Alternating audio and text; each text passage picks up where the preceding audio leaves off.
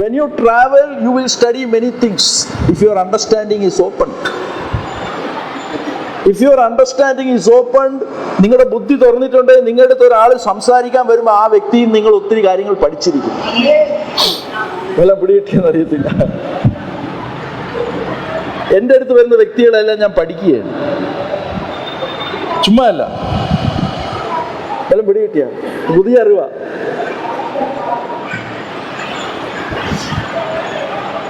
If your understanding is open, നിങ്ങളുടെ ബുദ്ധിയെ തുറന്നു കഴിഞ്ഞാൽ നിങ്ങളുടെ മുന്നിൽ വരുന്ന ഒരാളിൽ നിന്ന് നിങ്ങൾ അങ്ങോട്ട് വായിട്ട് അടിക്കത്തില്ല, ഇങ്ങോട്ട് കേട്ട് പലതും പഠിക്കും.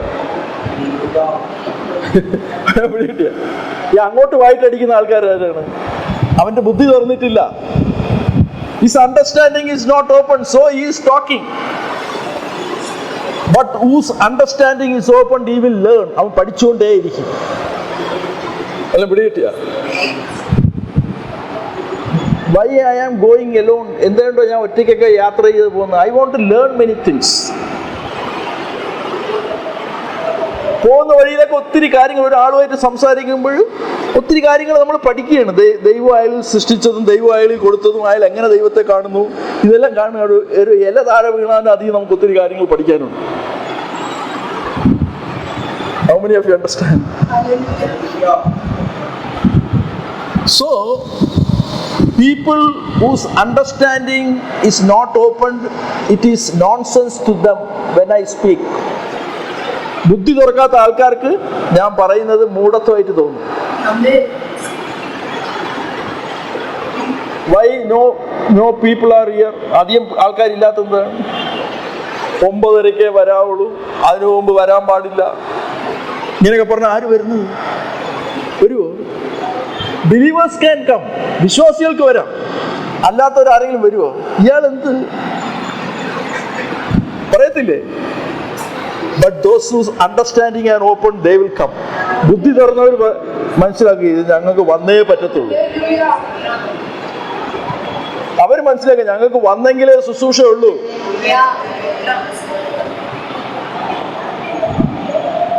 In the church where I was baptized, my pastor was very shouting and rude to everyone. എല്ലാവരോടും ഭയങ്കര ദേഷ്യത്തിലൊക്കെയാണ് പെരുമാറിക്കൊണ്ടിരുന്നത്. Why? That was his character. But I never spoke any word against him. ഞാൻ ഒരു വാക്ക് പോലും പറഞ്ഞില്ല. കാര്യം എന്ത്? I want him to lay hands on my head. ശുശ്രൂഷയ്ക്ക് മുമ്പ് എന്നെ സ്നാനപ്പെടുത്തിയ പാസ്റ്റർ എൻ്റെ തലയിൽ കൈവയ്ക്കണമെന്ന്.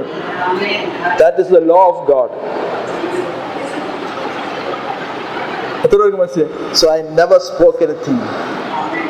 Many people, they spoke against him without laying his hand on their head. They started the ministry, but they stopped on the way. തലയിൽ കൈവെപ്പ് കിട്ടാത്ത ആൾക്കാർ പോയി ശുശ്രൂഷ ചെയ്തു, പകുതി വഴി കിട്ടിട്ടും പോയി. അങ്ങനെ ഒത്തിരി ആൾക്കാരുണ്ട്. ശുശ്രൂഷ ചെയ്തു, കൈവെപ്പ് കിട്ടാതെ ആരോട് ചോദിച്ച് ശുശ്രൂഷ ചെയ്യുന്നു? You want the recognition of God.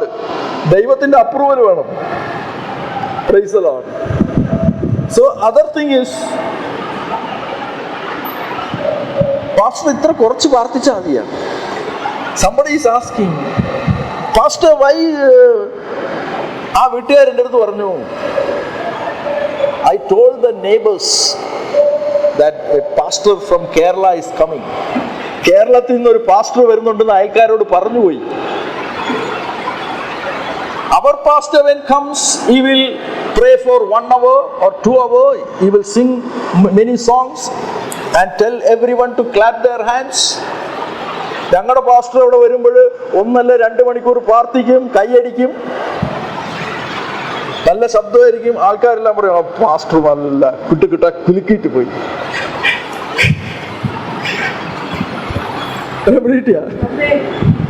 Pastor നല്ല കുടുകൂടെ പ്രാർത്ഥിച്ചു, ശക്തമായിട്ട് പ്രാർത്ഥിച്ചു. But why pastor, you talked with me? നിങ്ങൾ ഇത്ര നേരം എൻ്റെ അടുത്ത് കാര്യങ്ങൾ പറഞ്ഞുകൊണ്ടിരുന്നു, നിങ്ങൾ 5 മിനിറ്റും പ്രാർത്ഥിച്ചിട്ട് പോയി. Why? I gave a word to her. ഞാൻ അവർക്കൊരു വാക്യം കൊടുത്തു കേട്ടോ. The book of Isaiah 65:24. Praise the Lord. അല്ല പിടികിട്ടിയെന്ന് അറിയത്തില്ല. യെശയ്യാവ് പ്രവാചകന്റെ പുസ്തകം 65:24.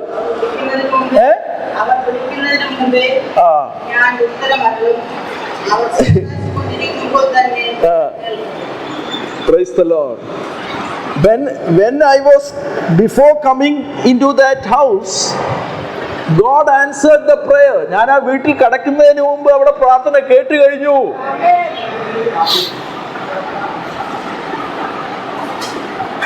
അല്ല പിടികിട്ടിയ?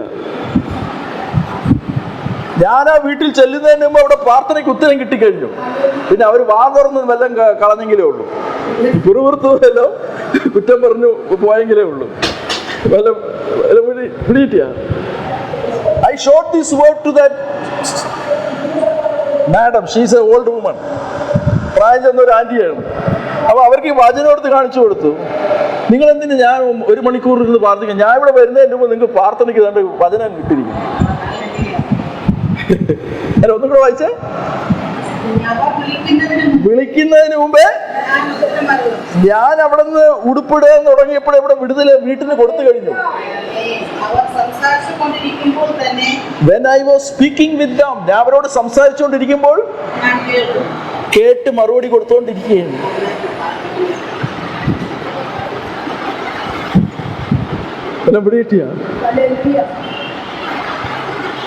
എനിക്ക് ചിന്തിച്ചാൽ മതി, പ്രാർത്ഥിക്കേണ്ട ആവശ്യമില്ല. നമ്മൾ ചിന്തിക്കുമ്പോൾ ദൈവം തരും.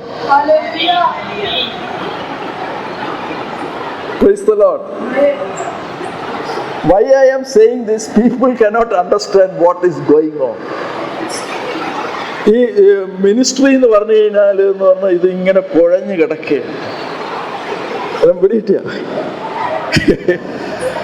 ഇതിങ്ങനെ ആൾക്കാർക്ക് ബുദ്ധി തുറന്നെങ്കിലേ ഇത് പിടികിട്ടത്തുള്ളൂ.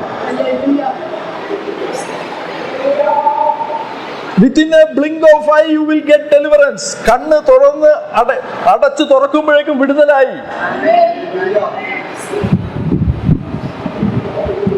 എത്ര പേർക്ക് അങ്ങനെ പറയാൻ പറ്റും? കണ്ണടച്ച് തുറക്കുമ്പോഴേക്കും വിടുതലായി. സന്തോഷമില്ല. Many people when they call me, എന്നെ പലരും പ്രാർത്ഥിക്കാൻ വിളിക്കും. ചിലപ്പോൾ എനിക്ക് സമയത്ത് എടുത്തില്ലെന്ന് വരും, തിരക്ക് കാരണം. ഇങ്ങനെ ഓട്ടോ അങ്ങനെ മീറ്റിംഗ് ഒക്കെ. അവരിക്കും പാസ്റ്റർ ഞങ്ങൾ വിളിച്ചിട്ട് എടുത്തില്ലല്ലോ. വിളിക്കണ്ട, നിങ്ങൾ വിളിക്കണമെന്ന് ആഗ്രഹിച്ചപ്പോഴേ അവിടെ വിടുതൽ കൊടുത്തു. That is a grace given to a servant of God. There was a person who died in Chennai. Chennai എന്ന് പറഞ്ഞ നഗരത്തിൽ ഒരാൾ മരിച്ചു. He was a believer. ഒരു നല്ലൊരു വിശ്വാസിയായിരുന്നു. When he died, അയാൾ മരിച്ച സമയത്ത്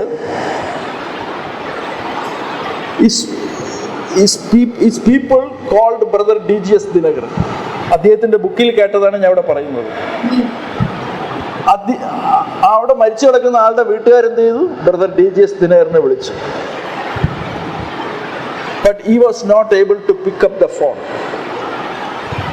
ഫോൺ എടുക്കാൻ സാധിച്ചില്ല. After some hours he took the phone.